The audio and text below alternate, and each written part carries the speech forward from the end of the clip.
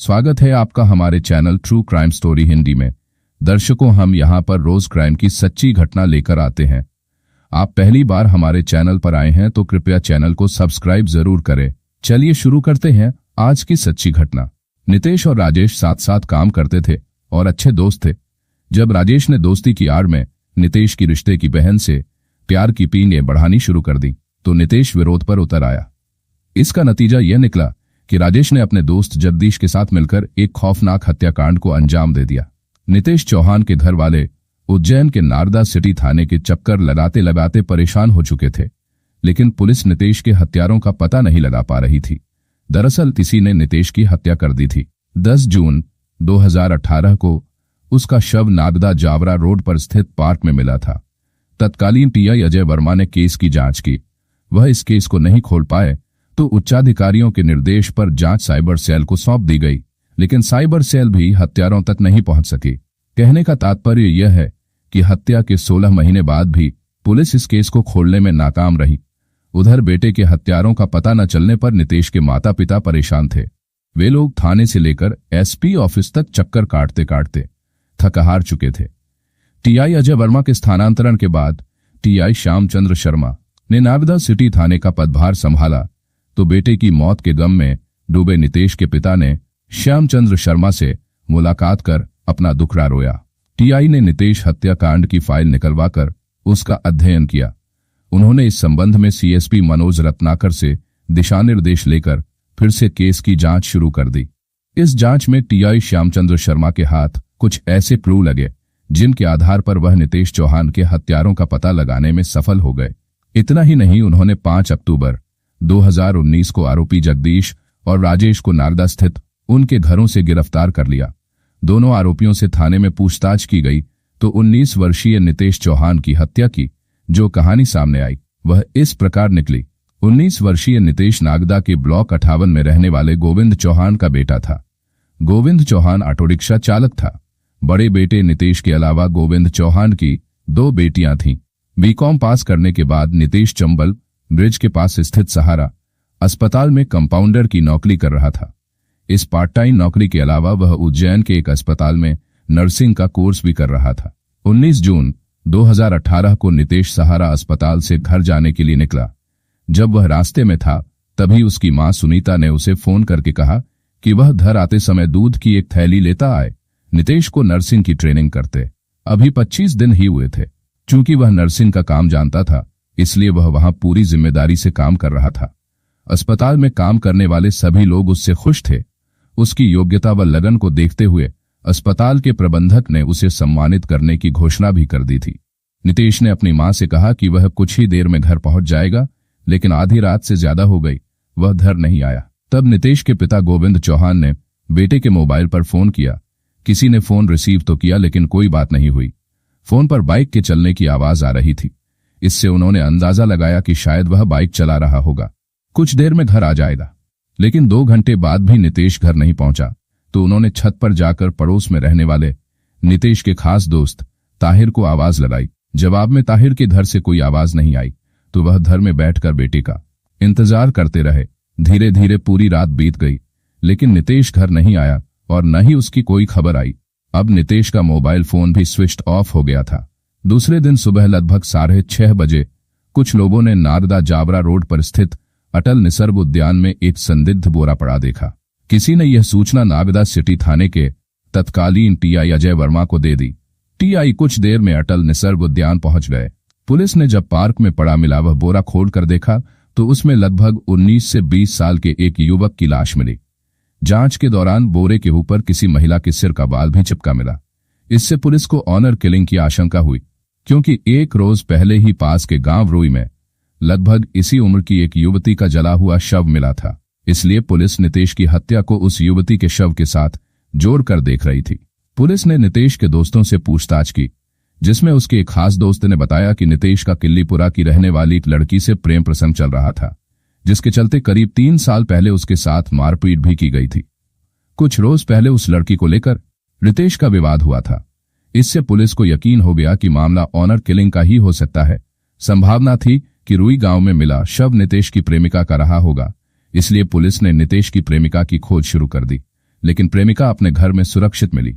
Police ने उसके बयान दर्ज कर उसकी अंगुलियों के निशान भी मिलान के लिए ले लिए। 3 दिन बीत जाने पर भी पुलिस के खाली हाथ देख लोगों में गुस्सा बढ़ने लगा, जिससे पुलिस पर काम का दबाव बढ़ गया। पुलिस ने नितेश के मोबाइल की कॉल डिटेल्स निकालने के अलावा सड़कों पर लगे सीसीटीवी कैमरों की फुटेज भी देखी। फुटेज में नितेश 3 दोस्तों के साथ सड़क पर मस्ती करते हुए दिखाई तो दिया, लेकिन उन लड़कों का चेहरा साफ दिखाई नहीं दे रहा था। नितेश जिस अस्पताल में पार्ट टाइम काम करता था, वहां के लोगों को जब वह फुटेज दिखाई गई तो उन दोनों लड़कों की पहचान हो गई। वे दोनों उसके साथ अस्पताल में ही काम करने वाले राजेश गहलोत और जगदीश बैरागी थे। पुलिस ने राजेश गहलोत और जगदीश बैरागी से पूछताछ की। उन्होंने बताया कि वे उसके साथ थे जरूर, लेकिन कुछ देर में वे आ गए थे। रात लगभग 8:30 बजे नितेश घर जाने को बोलकर चला गया था। पुलिस को यह भी पता चला कि कुछ दिन पहले नितेश के साथ ट्रेनिंग ले रही एक युवती के कारण उज्जैन में भी उसका एक युवक से विवाद हुआ था। इसलिए पुलिस ने उज्जैन जाकर भी मामले को हल करने की कोशिश की, लेकिन उसके हाथ कुछ नहीं लगा। इसके बाद पुलिस ने नितेश की बहनों को केंद्र में रखकर जांच की, लेकिन इस दिशा में काम करने के बाद भी पुलिस के हाथ खाली रहे। जब थाना पुलिस इस केस को नहीं खोल सकी तो एसपी सचिन अतुलकर ने जांच थाना पुलिस से लेकर उज्जैन की साइबर सेल को सौंप दी। साइबर सेल की टीम ने शुरुआत से जांच की। टीम ने लगभग 1.5 लाख फोन कॉल की जांच की। कई नंबरों को विशेष तौर पर जांच में लिया। इस जांच में नागदा के 3 युवक ताहिर, अशफाक और अजहर शक के दायरे में आए। पुलिस टीम ने उनसे गहन पूछताछ की, लेकिन पुलिस को ऐसा कोई सिरा नहीं मिला जिसे पकड़कर वह नितेश के हत्यारों तक पहुंच पाती। कुल मिलाकर साइबर सेल भी केस का खुलासा नहीं कर सकी। तो समय के साथ मामला ठंडा पड़ता गया और धीरे धीरे लोग नितेश हत्याकांड को भूलने लगे। लेकिन पुलिस नहीं भूली थी, वह अपनी गति से मामले की जांच में जुटी थी। इस केस में निर्णायक मोड़ नागदा सिटी थाने के नए टीआई श्यामचंद्र शर्मा के पदभार संभालने के बाद आया। उन्होंने इस हत्याकांड को एक चैलेंज के रूप में लिया। इस केस की फाइल का अध्ययन करने के दौरान जिन संदिग्ध लोगों के बयान पर उन्हें शक हुआ, उन्हें फिर से थाने बुलाकर पूछताछ की गई। साथ ही नितेश के प्रेम प्रसंग को भी खंगाला गया। किल्लीपुरा में रहने वाली नितेश की प्रेमिका से भी कई बार फिर से पूछताछ की गई। इसके साथ साथ सीएसपी मनोज रत्नाकर के निर्देशन में टीआई श्यामचंद्र शर्मा ने एक बार फिर वे तमाम सीसीटीवी फुटेज खंगालने का काम शुरू कर दिया, जिन्हें पहले भी पुलिस कई बार खंगाल चुकी थी। विशेषकर सहारा अस्पताल के फुटेज बार बार चेक किए गए, क्योंकि नितेश वहां पार्ट टाइम नौकरी करता था। सहारा अस्पताल के फुटेज चेक करते हुए टीआई उस समय चौंके जब उन्होंने देखा कि घटना वाली रात में 9:34 के बाद 1 मिनट कुछ सेकंड की फुटेज गायब थी। जाहिर है, या तो उस वक्त लाइट चली गई होगी या फिर कैमरा बंद किया गया होगा। नितेश भी लगभग इसी समय गायब हुआ था। इसलिए टीआई समझ गए कि नितेश हत्याकांड के तार कहीं और नहीं बल्कि उसी सहारा अस्पताल से जुड़े हैं जहां वह नौकरी करता था। इससे टीआई शर्मा ने अस्पताल में नितेश के साथ काम करने वाले राजेश और जगदीश को बुलाकर कई बार पूछताछ की, लेकिन उनके बयानों में ऐसा कुछ भी संदिग्ध नजर नहीं आया जिससे उन दोनों को घेरा जा सके। इसके बावजूद टीआई शर्मा को पूरा भरोसा था कि नितेश हत्याकांड की पूरी कहानी अस्पताल में मनोज रत्नाकर और टीआई शर्मा मिलकर अस्पताल की फुटेज की बारीकी से जांच करते रहे, जिसके चलते नितेश की हत्या के 16 महीने बाद एक ऐसा क्लू मिल गया जो उन्हें नितेश के हत्यारों तक ले गया। हुआ यह कि दोनों अधिकारी बार बार अस्पताल के कैमरे के उन फुटेज को देख रहे थे जो रात में कैमरा बंद होने से पहले और बाद में रिकॉर्ड हुए थे।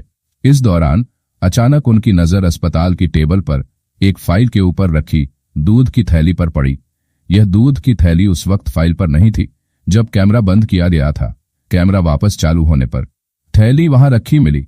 घटना की रात नितेश भी दूध की थैली लेकर घर जाने वाला था। डेयरी वाले ने भी बताया कि उस रात नितेश ने उससे दूध की थैली खरीदी थी। मतलब साफ था कि अस्पताल से घर के लिए निकलने के बाद नितेश ने दूध की थैली खरीदी थी। इसके बाद वह दूध की थैली लेकर घर जाने से पहले एक बार फिर अस्पताल लौटा था, जिसके बाद अगले दिन उसकी लाश ही मिली। टीआई ने अब अपना पूरा ध्यान सीसीटीवी कैमरे की फुटेज पर लगा दिया, जिसमें उन्होंने पाया कि रात में कैमरे फिर से चालू होने के लगभग 20 मिनट बाद 9:59 पर फिर बंद कर दिए गए थे।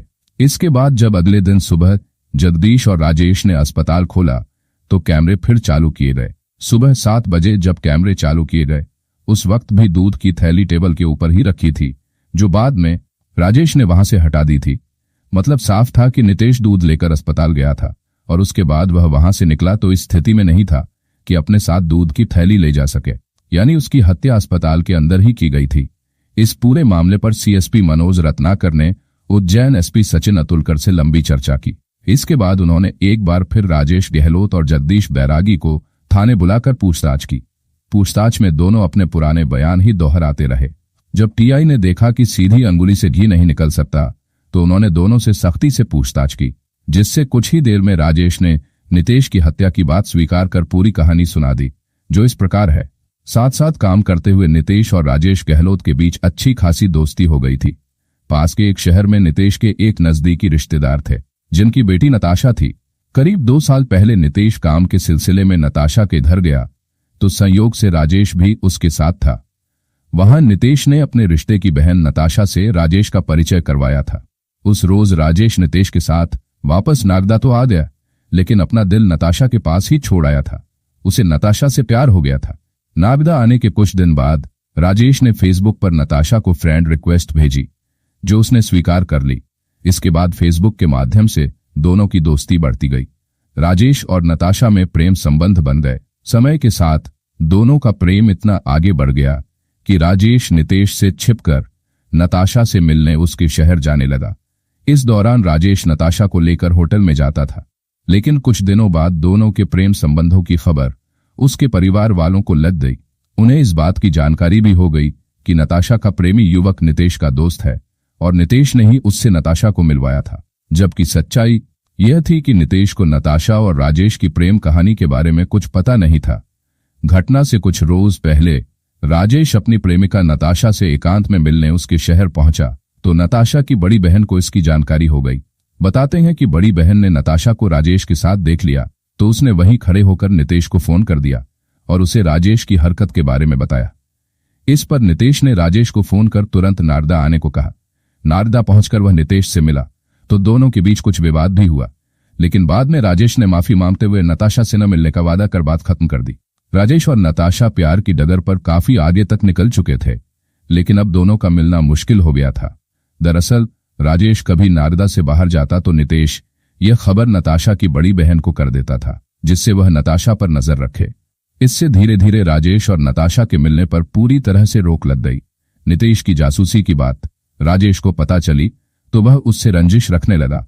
साथ में काम करने वाले जगदीश को पहले से ही राजेश और नताशा की प्रेम कहानी की जानकारी थी, इसलिए जब राजेश नताशा से मिलने के लिए बेचैन रहने लगा तो दोनों ने मिलकर नितेश को ही ठिकाने लगाने की योजना बना ली, क्योंकि वही उन दोनों के रास्ते का कांटा था। 10 जून 2018 को नितेश शाम को अस्पताल से घर के लिए निकला। तभी राजेश ने उसे फोन कर सिगरेट पीने के बहाने से वापस बुलाया। राजेश के बुलाने पर नितेश अस्पताल में आया, जहां राजेश और जगदीश ने मोबाइल चार्जर के वायर से गला घोंटकर उसकी हत्या कर दी और उसका शव बोरे में भरकर जावरा रोड पर स्थित पार्क में फेंक दिया। अगले दिन जब पार्क में शव मिलने पर लोग जमा हुए तो दोनों हत्यारोपी भी नितेश के घर जाकर शोक में शामिल भी हो गए। घटना के बाद लंबा समय लग जाने पर भी पुलिस दोनों आरोपियों तक नहीं पहुंच सकी, जिससे उन्हें भरोसा हो गया था कि अब पुलिस उन्हें कभी नहीं पकड़ पाएगी। लेकिन टेबल पर रखी दूध की थैली ने दोनों को सलाखों के पीछे पहुंचा दिया। मिलते हैं दर्शकों एक और सच्ची कहानी लेकर। तब तक अपना ख्याल रखें और जुर्म के खिलाफ लड़ने की मुहिम में हमारा साथ देने के लिए कृपया चैनल को सब्सक्राइब और वीडियो को लाइक जरूर करें। जय हिंद।